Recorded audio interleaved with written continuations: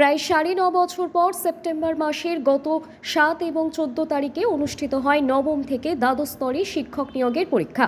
এই পরীক্ষায় অংশগ্রহণকারী প্রার্থীরা 5 দফা দাবি নিয়ে আজকে বিকাশ ভবন অভিযানে ডাক দিয়েছেন।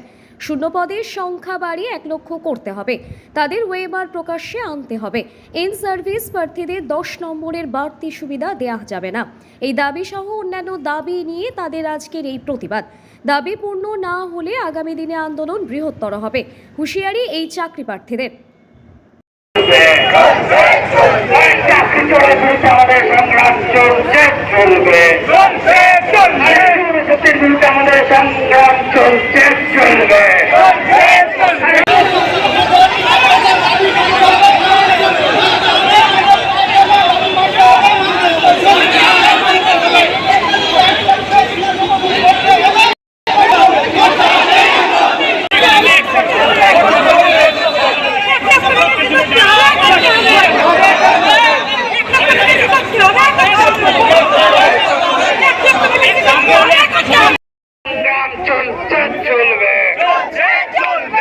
প্রশাসনের বিরুদ্ধে আমাদের সংগ্রাম চলছে।